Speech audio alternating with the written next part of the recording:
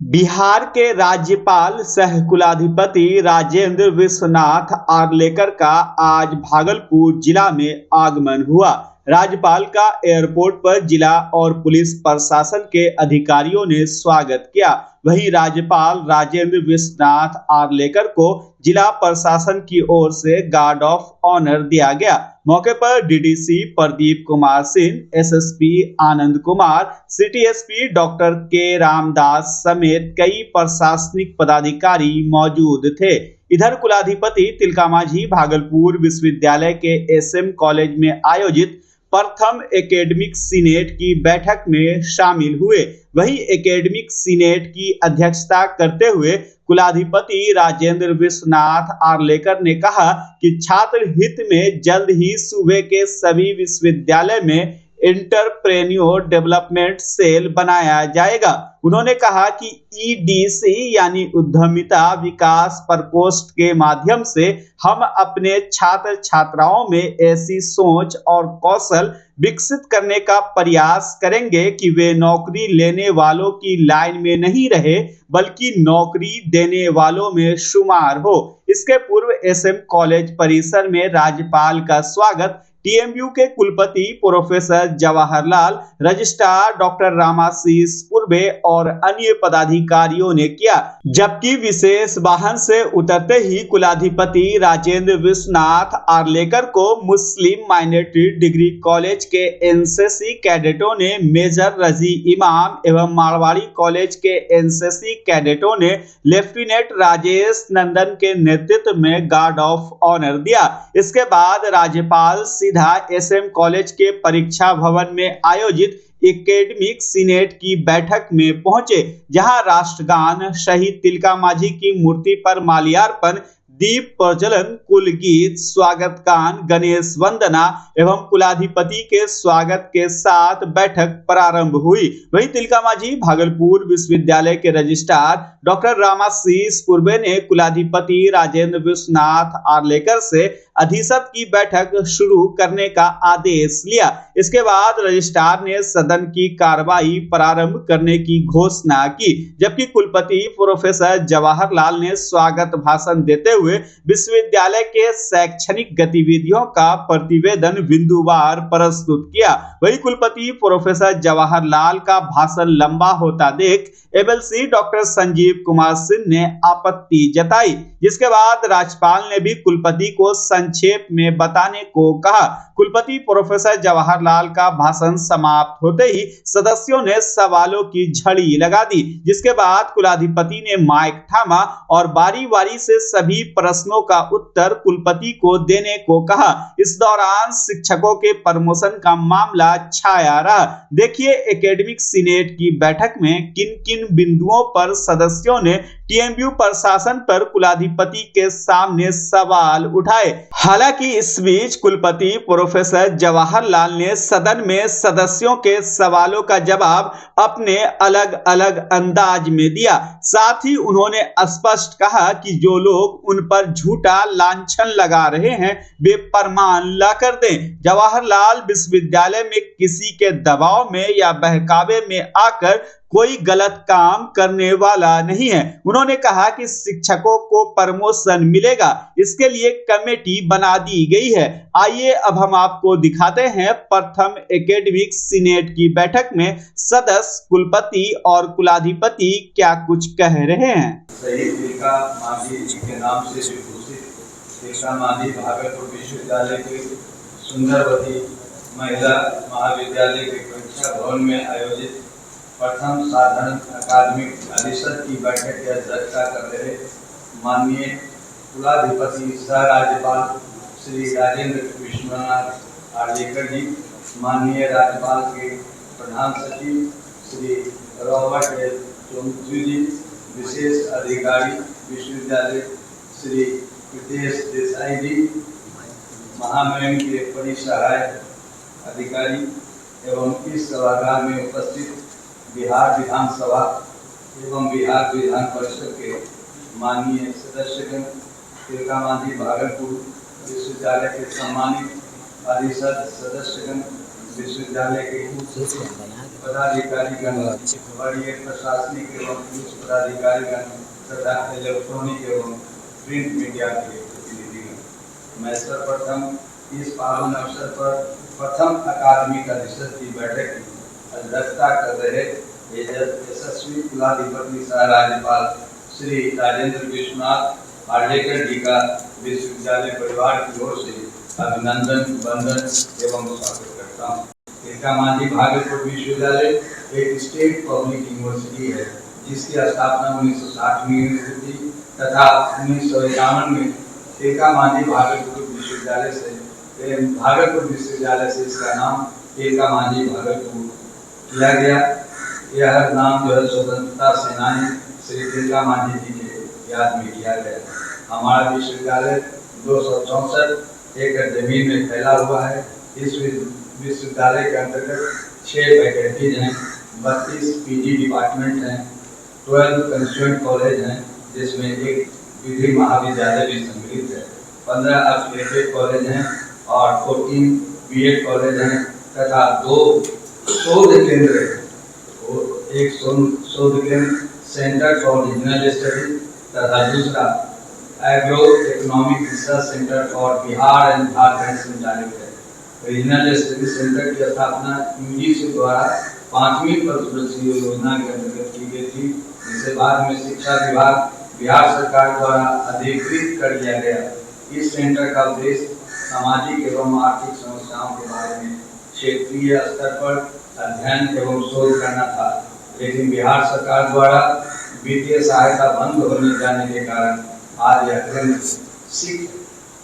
इस विश्वविद्यालय में भारत सरकार की कृषि एवं कृषक कल्याण मंत्रालय, ministry of agriculture and farmers welfare द्वारा 1996 में agro economic research centre for Bihar and Jharkhand की स्थापना की गई, जिसका उद्देश्य माइक्रो एंड माइक्रो लेवल पर कृषि एवं आर्थिक क्षेत्र का विशेष अध्ययन एवं शोध करना है। इस केंद्र के द्वारा अभी तक इन मामलों में 56 अध्ययन किए जा चुके हैं तथा शोध कार्य जारी है, जिसमें supply of chain of makhana marketing and processing इन बिहार पर विशेष कार्य चल रहा है।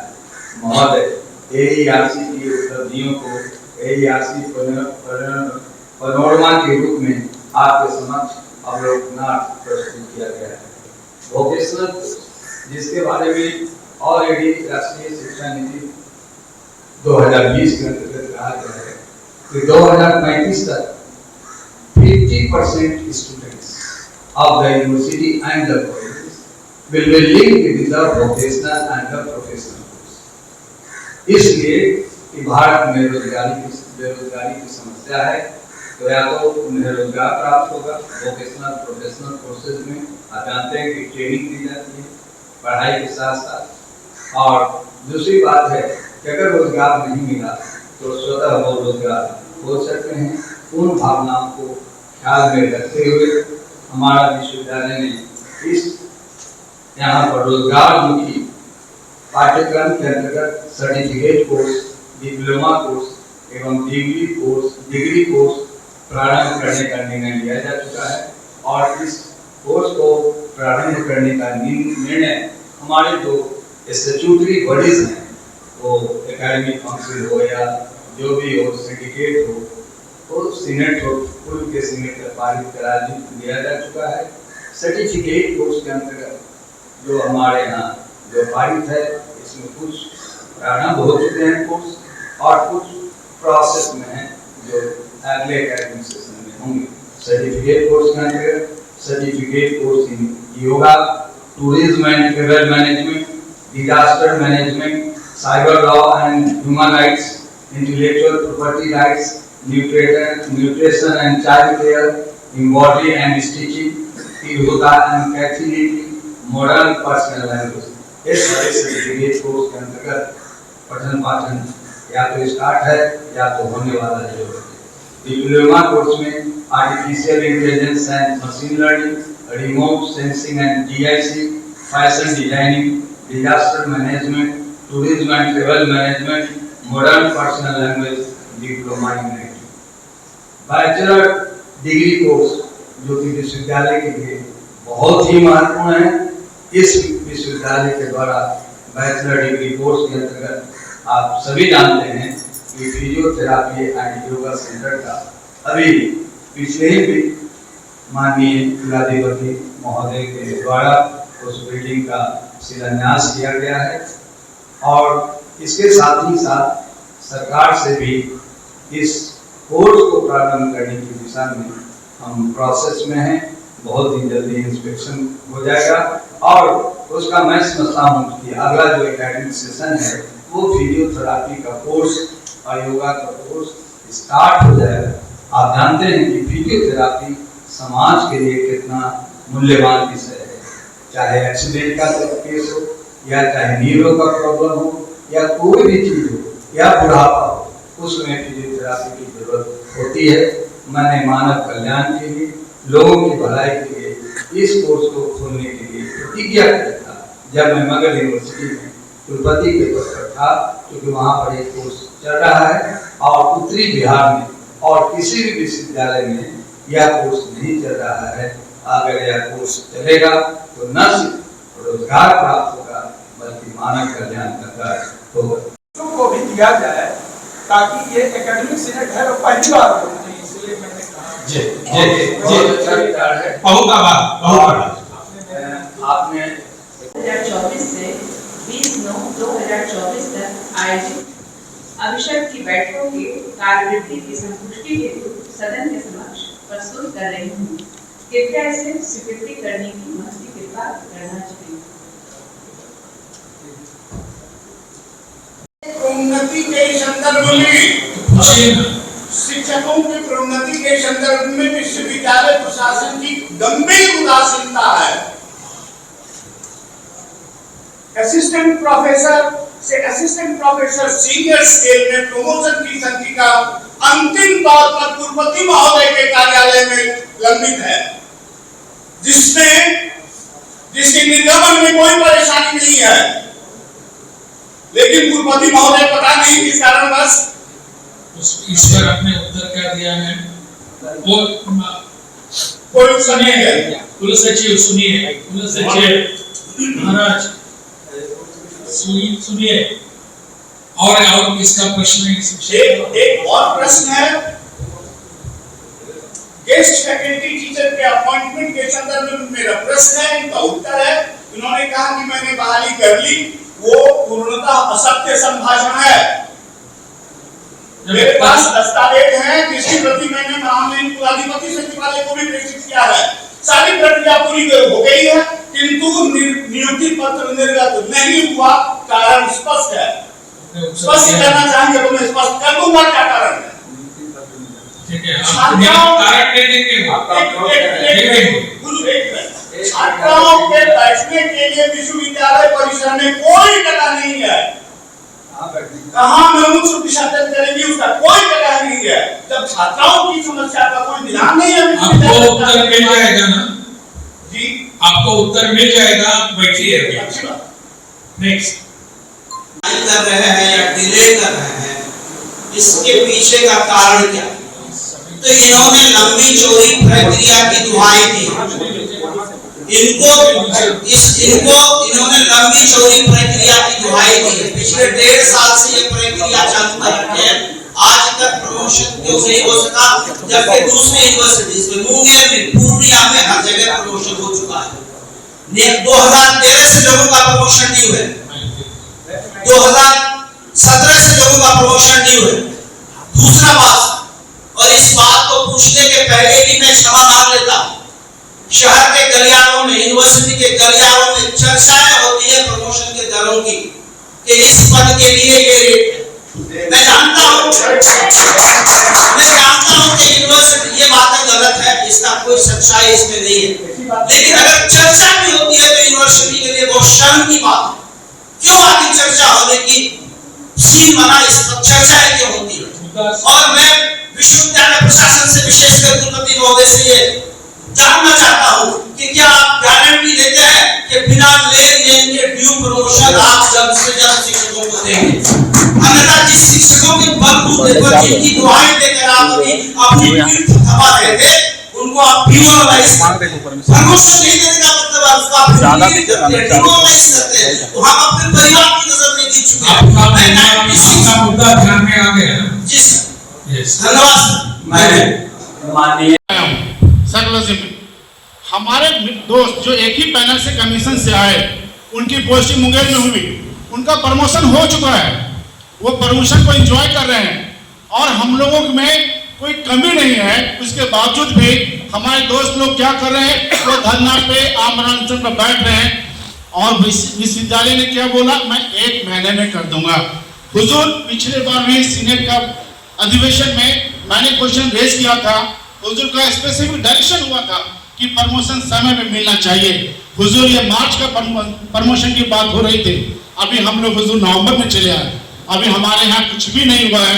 सिर्फ एक प्रेशर में इन्होंने दे दिया कि 1 महीने में प्रमोशन कर दी जाएगी। मैं दरखास्त करता हूँ माननीय कुलपति महोदय से आपके माध्यम से कि इसका एक डेडलाइन ये फिक्स कर दिया जाए कि फलाने तारीख मत नहीं चाहिए, मेरे को चाहिए जब तक आउटपुट कब मिलेगा, जब इनपुट ये हुआ। और सेकंड क्वेश्चन मेरा है कि चाइल्ड केयर लिंक के बारे में चर्चा की और हमारे कुलपति महोदय के द्वारा अभी तक की बैठक ब्रीफ मीटिंग्स की चर्चा हुई और उसमें यह लिखा गया है कि महिला कर्मियों को चाइल्ड केयर लीव का प्रावधान लागू के प्रस्ताव को राजभवन सचिवालय से अनुमोदन लागू करने का निर्णय लिया जाएगा। महामहिम मैं आपको बताना चाहूंगी कि वीर कुंवर सिंह यूनिवर्सिटी, पाटलिपुत्र विश्वविद्यालय, मगध विश्वविद्यालय, इस तीनों विश्वविद्यालय में चाइल्ड केयर लीव लागू है। इसका एविडेंस भी महामहिम हमारे पास है। यदि आप सर महामहिम देखना चाहेंगे तो मैं महामहिम आपको देना चाहती हूँ। ऐसा है कि मैं बार बार ये कहता हूँ, सामान्य लोग जो हम लोग की मीटिंग होती है या किसी अच्छे लोगों से, तो हमेशा कहता हूँ कि कोई भी विश्वविद्यालय क्या कर रहा है उसके आधार पर नियम नहीं बदले जा सकते हैं। आपका मामला बहुत संवेदनशील है, मैं खुद चाहता हूँ कि मिल जाए, लेकिन आपको पता चलना चाहिए कि राजभवन सेक्रेटेरिएट में मैंने इसलिए लिखा है, मैंने इसलिए डिसीजन लिया, उसमें माननीय हमारे सिंडिकेट के सदस्यों द्वारा इसलिए सलाह दी गई है क्योंकि बिहार सरकार इस पर फाइनल निर्णय नहीं लिए जा चुके हैं और किसी दूसरे विश्वविद्यालय के निर्णय अगर गलत हुए हैं तो दिल का माननीय असर नहीं कर सकता। जैसे आप लोग प्रमोशन की बात कर रहे थे, आप लोग बार बार बोलते हैं ये वो बगल में मुंगेर विश्वविद्यालय, आप सभी को मालूम होना चाहिए कि जो भी प्रमोशन हो गए हैं वो ऑलरेडी डिवीजन में चले, तो गलती नहीं है। मेरा कहना है कि लागू होगा अगर Raj Bhavan secretariat national green signal देगा, मैं लागू। ठीक है, कुलपति जी ने अपना दायित्व राजभवन पर सौंपा है और इसके लिए पूरा राजभवन दोषी है, ऐसा एक चित्र आपके सामने आ सकता है। लेकिन बिहार की प्रशासनिकता ऐसी है कि हर निर्णय को यहाँ के सरकार को, शासन को उसमें अंतिमता निर्णय लेना पड़ता है। और इस विषय के बारे में भी हमने जो पूरा स्टेटमेंट वगैरह सब बनाकर उनके लिए जो भेजा है, यानी शासन को भेजा है, सरकार को भेजा है, उन्होंने अब तक इस पर कुछ पहल नहीं की है। मुझे दुख है कि उन्होंने कुछ अभी तक निर्णय नहीं लिया है। हो सकते हैं 2-3 दिन या 4 दिन पहले ही फिर से हमारे राजभवन की ओर से उसके यहाँ फॉलो लिया गया था, लेकिन उस पर भी कुछ अभी तक उनसे कुछ आया नहीं है। आपकी पीड़ा मैं समझ सकता हूँ, हम इसके फिर एक बार प्रयास करें। महोदय, क्योंकि अभी शिक्षकों की बात हो रही थी, हम भी इन मांगों में साथ रहते हैं, लेकिन जो ये पूरी व्यवस्था गढ़ी गई है ये छात्रों के लिए, ये जो पूरा सिस्टम है वो छात्रों के लिए। तो जो शैक्षिक गुणवत्ता, जो मेरा प्रश्न भी है इससे जुड़ा हुआ, कि जो शैक्षिक गुणवत्ता और शोध का जो नियम है उस बारे में मैंने प्रश्न किया था। महोदय, सबसे पहले आकस्मिक व्यय का एक फंड होता है जो सारे प्राचार्य और हेड को जाता है। अभी हमारे कुलपति महोदय अपने भाषण में बोल रहे थे कि हमारे यहाँ समय पे जो है प्राइवेट कक्षाएं होती हैं, सारा सामग्री आता है, कंप्यूटर का क्लास चलता है, लेकिन महोदय विगत 3 वर्षों से ये इनका जवाब आया है कि विगत 3 वर्षों से एक भी पैसा ना किसी प्राचार्य को दिया गया है, ना किसी हेड को दिया गया है। ऐसे में शैक्षिक गुणवत्ता कहां तक कायम रहे? मेरा पिछले सेशन में आप इसकी अध्यक्षता किए थे, उसमें भी यही प्रश्न था कि जो आकस्मिक व्यय का पैसा है ये प्राचार्य और हेड को क्यों नहीं मिलता? कैसे जिलों में प्रैक्टिकल होगा, वहां किस प्रकार से जो है फिजिक्स में प्रैक्टिकल होगा, चॉक टेस्टर खरीदने के लिए पैसा नहीं है, कार्बन कॉपी के लिए पैसा नहीं है, इसमें ध्यान दिया जाना है। और मेरा दूसरा प्रश्न था कि आपके राजभवन का ही चिट्ठी है कि 5 घंटे का ठहराव और अध्यापन कार्य शिक्षक लोग करें, क्या इसकी मॉनिटरिंग हो रही है? मुझे लगता है आप पिछले बैठक में कहे थे कि सीनेट के सदस्य आप ध्यान दीजिए कि आपके महाविद्यालयों में क्या हो रहा है, आपके विश्वविद्यालयों में क्या हो रहा है। हम लोग देखते हैं, घूमते हैं, 3 बजे के बाद ना छात्र रहते हैं ना शिक्षक रहते हैं। क्या इसकी मॉनिटरिंग होगी? ये व्यवस्था बहुत चिंतनीय है, क्योंकि 5 घंटे का ठहराव यूजीसी का गाइडलाइन है, राज्य सरकार का पत्र है, स्पष्ट पत्र है, तो एक ठोस मॉनिटरिंग व्यवस्था इस पे होनी चाहिए। साथ ही महोदय, अभी हम पिछले दिनों देखे एक अखबार में कि भाई खेल गांव बनाने की बात हो रही है, जिला प्रशासन का पत्र विश्वविद्यालय को आया हुआ है। ऐसे में अगर कोई जमीन दी जाती है, एक जमीन देके विश्वविद्यालय फंस चुकी है, जो गेस्ट हाउस के पीछे वो भैरवा तालाब था 10-15 एकड़ का, विश्वविद्यालय बिना कोई सोचे समझे वो जमीन नगर निगम को दे दी। आज स्वामित्व पे प्रश्न लगा हुआ है। आगे अगर खेल गांव बनाने के लिए विश्वविद्यालय प्रशासन जमीन देती है तो मुझे लगता है स्वामित्व विश्वविद्यालय के पास रहे, इसका ध्यान रखा जाए। और खास करके जो 22 एकड़ जमीन जिसपे अभी हम लोग उसको बहुत मुश्किल से बचाए हैं, अगर वही जमीन दे दी जाए तो मुझे लगता है खेल गांव भी बन जाएगा और छात्र वहां खेलेंगे भी और मेरी जमीन भी बच जाएगी।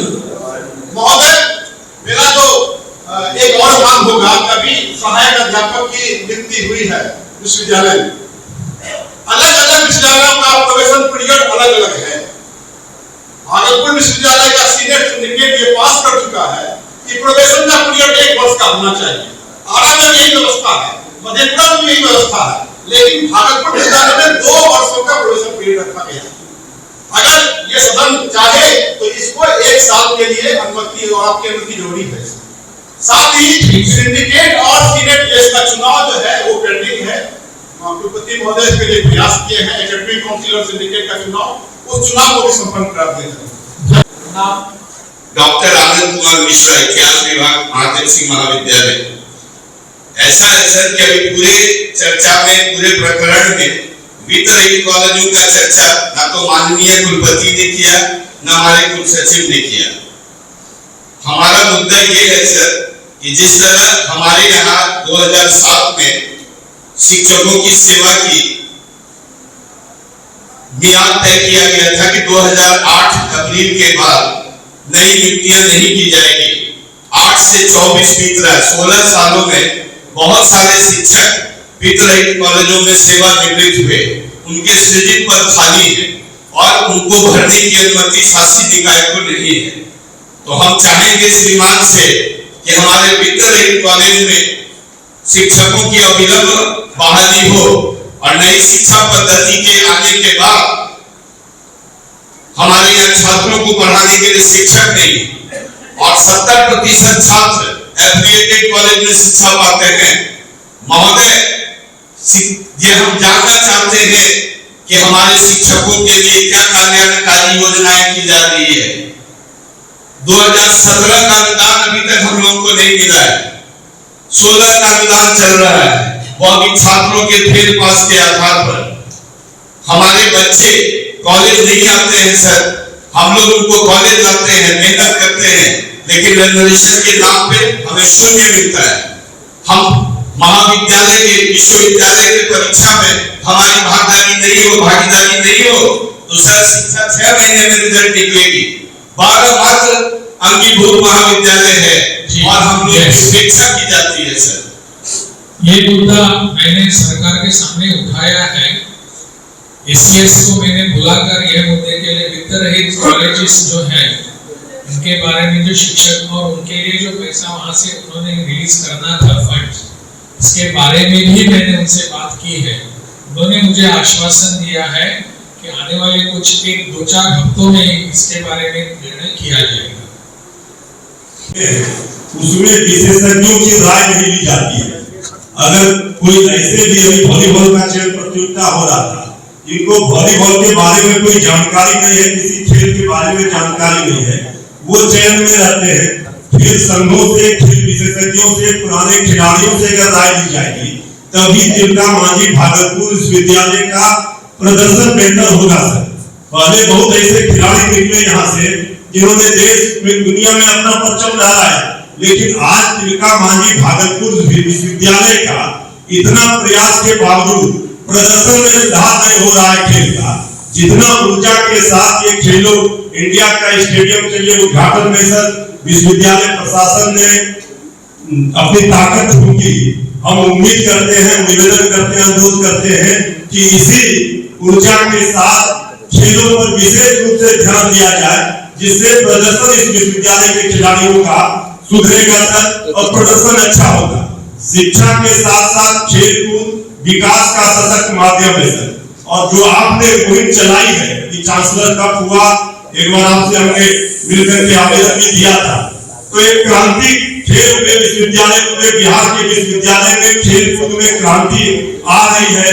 हम उम्मीद करते हैं कि विश्वविद्यालयों का प्रदर्शन भी बेहतर होगा। इसके लिए आप जो कार्रवाई कर रहे हैं, जो जिस तरह से आपने किया प्रयास सर, ये सराहनीय है। थोड़ा बारीकी से विश्वविद्यालयों में खेल कूद के विशेषज्ञों की राय ली जाए, खेल प्रशिक्षकों की नियुक्ति हो, खेल प्रशिक्षकों को विशेष रूप से प्रशिक्षित किया जाए खिलाड़ियों को, तो हमारे खिलाड़ियों को लाभ मिलेगा। इसी के साथ आपका बहुत बहुत धन्यवाद। बहुत बहुत धन्यवाद जी। सत्र समाप्त हो। तो प्रश्न हमारा भी सुना जाए महोदय। आप बैठिए, अभी अनेक लोगों के 2-2 प्रश्न हैं। प्लीज बैठो सर। मुझे लगता है कि शिक्षा के बारे में आप सबको चिंता है और आप चाहते हैं कि शिक्षा हमारे विश्वविद्यालय की किस ढंग से हो, किस दिशा में हो। इसलिए मैंने ये अधिशत की बैठक मैंने बुलाई थी। मेरा आग्रह था कि सभी विश्वविद्यालय में ऐसी बैठकें हो जाए। सिर्फ यही एक विश्वविद्यालय बचा हुआ था और इसलिए मेरा आग्रह, मेरी अन्य व्यस्तता के बावजूद मैंने कहा कि इस बैठक में मैं आऊंगा और आप सबसे संवाद करूंगा। शिक्षा का स्तर कैसा हो, इसके बारे में हम सबको चर्चा करने की आवश्यकता थी। आपने बहुत सारे विषय यहाँ उठाए, खास करके प्रमोशन के बारे में। प्रमोशन के बारे में मैंने बहुत पहले ही सभी विश्वविद्यालयों को पत्र लिखकर कहा था कि अभी आपको प्रमोशन के लिए हमारी अनुमति की वहां से आवश्यकता नहीं है, आपको खुद को करना है और आपने खुद को इसको आगे लेकर जाना है। क्या हमारे यहाँ कितने डिस्ट्रिक्ट्स में जाकर उनके ब्लॉक्स जो हैं वहां जाकर हमने कितने प्रयास किए हैं। हमारे विश्वविद्यालय जिस परिसर में व्याप्त है, उस विश्वविद्यालय में वहां कितने ब्लॉक्स आते हैं जो पिछड़े हैं। मेरे पास इसकी सूची है, मैं इसको लेकर आया हूं। एस्पिरेशनल ब्लॉक्स, पीरपैनी नाम का एक ब्लॉक है, सबौर है, सुल्तानगंज है, जगदीशपुर है और सनहोला है। ये पिछड़े जिसको गवर्नमेंट ऑफ इंडिया ने आइडेंटिफाई किए हैं ब्लॉक्स हैं। क्या हमारे छात्र इन सभी परिसर में जाकर आएंगे? वहां जाकर उनकी समस्याओं को देखेंगे? समस्या केवल शिक्षा के बारे में ही होगी ऐसी नहीं। इन ब्लॉक्स में जाकर हमारे विद्यार्थी, हमारे छात्र उसका सर्वेक्षण करेंगे। क्या समस्या है वहां की? वहां एक रोड है या नहीं, सड़क है या नहीं, वहां बिजली आ गई या नहीं, जल वहां आता है नल से या नहीं, और क्या कुछ उनके पक्के घर है या नहीं, प्रधानमंत्री आवास योजना वहां पहुंची है या नहीं, और क्या उनकी समस्याएं हैं, हमारे उनकी स्वास्थ्य के बारे में क्या समस्याएं हैं। क्या हमारे विश्वविद्यालय के छात्र इन गांवों में जाएंगे? मुझे लगता है इसके बारे में भी हमको ही पहल करनी पड़ेगी। हमको यानी मुझे नहीं, आप सबको, कि जाकर आएंगे ना। हमारे सभी विश्वविद्यालयों के छात्र इसके बारे में ध्यान देने वाले हैं, देकर आगे बढ़ेंगे। ऐसा विषय आगे जा सकता है। बाकी सब विषय यहाँ समय समय पर इस पर चर्चा हो चुकी है। अभी जैसे भाई साहब बोल रहे थे क्रीड़ा के बारे में, खेल के बारे में, खेल के बारे में मेरा ऐसे खेल के बारे में मेरा खुद का मानना है कि हर खेल के लिए एक विशेषज्ञ होने की जरूरत है। हमारे प्रदेश के हर विश्वविद्यालय में अभी एक हमारी सोच है, सबकी सोच है। हम कॉलेजेस में क्यों जाते हैं? विश्वविद्यालय में पढ़ने के लिए हमारे छात्र जाते हैं। वो क्यों जाते हैं? वहां से डिग्री प्राप्त करनी है, और डिग्री के बाद हमको नौकरी चाहिए। इसलिए हमारा सब प्रयास होता है। और क्या चाहिए? हम एमएससी करेंगे, बीएससी करेंगे, बीएससी एग्रीकल्चर भी किया तो भी हमको नौकरी चाहिए, एमएससी और एमटेक किया तो भी हमको नौकरी चाहिए। क्या हम हमारे छात्रों की सोच बदल सकते हैं? भाषण करने से कुछ नहीं होगा। अगर आप किसी भी शिक्षा संस्थान को, एजुकेशनल इंस्टीट्यूशन को पूछेंगे कि आपका क्या कैसे होता है, वो कहते हैं कि हमारे यहाँ इतने विद्यार्थी छात्र पढ़कर गए, 100 गए, तो 100 में से 90% लोग जो हैं, 100 में से 90 हैं, उनका हमने प्लेसमेंट कर दिया। प्लेसमेंट यानी क्या? नौकरी दे दी उनको, हमने प्लेसमेंट कर दिया। क्या हमारी शिक्षा की दिशा सिर्फ नौकरी लेने वाले तैयार करने की है? नौकरी वाले ही हैं। खुद के पैरों पर खड़ा रहकर कुछ खुद का व्यवसाय करने की सोच हमारे बीच नहीं आ सकती। आएगी।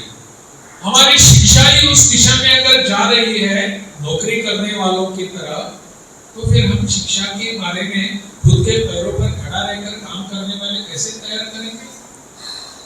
मुझे लगता है इसके बारे में कुछ सोचने की आवश्यकता है। इसलिए मैंने तय कर लिया है कि हर विश्वविद्यालय में और आगे जाकर इसकी जरूरत है तो कॉलेजेस में भी एंटरप्रेन्योरशिप डेवलपमेंट सेल तैयार किया जाएगा। नौकरी नहीं, मैं शिक्षा लेकर बाद में बाहर जो आऊंगा, एक दूसरों को नौकरी देने वाला बन जाऊंगा। खुद नौकरी करने वाला नहीं, देने वाला बन जाऊंगा। ऐसी सोच लेकर मैंने सोचा है कि पूरे सभी विश्वविद्यालयों में ऐसा एक एंटरप्रेन्योरशिप डेवलपमेंट सेल, स्वयं रोजगार, खुद का मेरा रोजगार, मैं एक उद्योगपति बन जाऊंगा, उद्यमी बन जाऊंगा। इस सोच को लेकर हमारे बच्चे आगे बढ़ेंगे, हमारे छात्र आगे बढ़ेंगे। इसलिए सभी विश्वविद्यालयों में उनके स्तर पर इसका डेवलप आने वाले 1-2 महीने के भीतर इस पर चर्चा करके शुरू कर देंगे। सरकार की बहुत सारी योजनाएं होते हैं, अपने बिहार सरकार की है, केंद्र सरकार की है, लेकिन वो सरकार की योजनाएं हमारे छात्रों तक जाती ही नहीं, पहुंचती ही नहीं। उनके ध्यान में नहीं आता कि मेरी शिक्षा कुछ खुद के पैरों पर खड़ा रहकर उद्योग निर्माण करने के लिए है, ऐसा नहीं लगता। उसको लगता है मेरी शिक्षा नौकरी के लिए है। यह सोच बदलने का काम विश्वविद्यालय को करना है। और विश्वविद्यालयों को यह सोच देने का काम आप सबका है। आपने सोचना चाहिए कि हमारे विश्वविद्यालय के सभी बच्चों को हम यही सोच दे देंगे।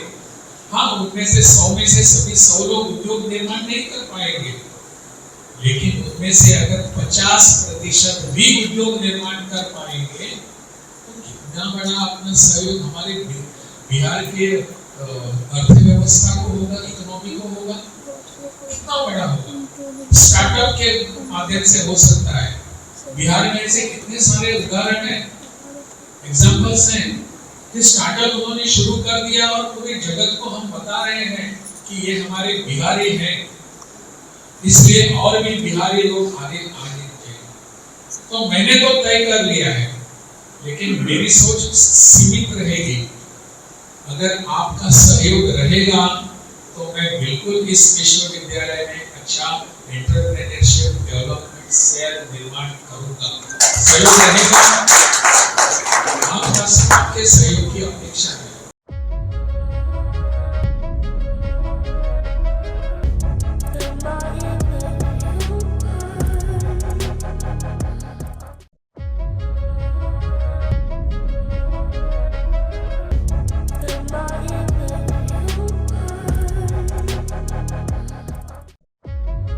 बच्चा जब जन्म लेता है तो कई बार बच्चा तुरंत नहीं रोता है, रोने में देर हो जाता है। ऐसे में बच्चा क्षतिग्रस्त हो जाता है और उसके बचने की संभावना कम हो जाती है। और यदि बचा तो भविष्य में उसमें विकलांगता की समस्या आती है, जिसे सीपी कहते हैं, जिसका कोई माकूल इलाज नहीं है और ज़िंदगी भर बच्चा विकलांगता से जूझ सकता है। ऐसे में पूरे संसार में कूलिंग थेरेपी का सहारा लिया जाता है। जन्म से ठीक 6 घंटा के अंदर यदि उसको कूलिंग थेरेपी दिया जाए तो उससे उसका सीपी की समस्या कम होती है और बचने की भी संभावना बढ़ती है। पहली बार बिहार झारखंड में आपके शहर के स्नेह नवजात शिशु बाल सेवा केंद्र में यह मशीन उपलब्ध है। कभी भी ऐसी बात हो कि बच्चा रोने में विलम्ब हो गया तो आप स्नेह नवजात शिशु बाल सेवा केंद्र में जरूर संपर्क करें।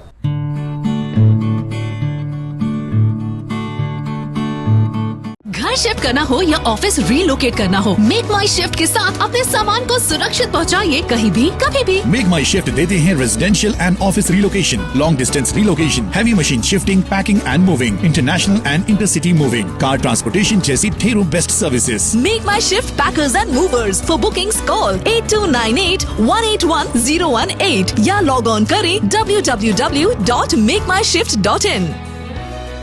रिंकू एलईडी बल्ब एक बार लाओ और चलाते ही जाओ। हमारे एलईडी बल्ब्स है क्वालिटी में नंबर 1 और एनर्जी एफिशिएंट, जो रखे एनवायरनमेंट और आपके बिजली के बिल दोनों का ख्याल। रिंकू एलईडी बल्ब के साथ एनर्जी बचाओ और बिल घटाओ। ये है पावर सेविंग लाइट जो चले लंबे समय तक और रखे आपके घर को रोशन। हमारे यहाँ एलईडी लाइट्स मिलते हैं एक व्यापक रेंज में जो आपकी हर जरूरत को पूरा करेगी। लेकिन यही नहीं, हमारे एलईडी लाइट सिर्फ चमकदार नहीं बल्कि एनवायरनमेंट फ्रेंडली भी है। तो आज ही लाओ रिंकू एलईडी बल्ब और पाओ 1 साल की वारंटी का भरोसा। रिंकू एलईडी बल्ब्स, नई जनरेशन के स्मार्ट बल्ब्स। आज ही संपर्क करें 8651063786 या मेल करें rinkuledbulb@gmail.com। हमारा पता आसानंदपुर, भागलपुर, बिहार 812002।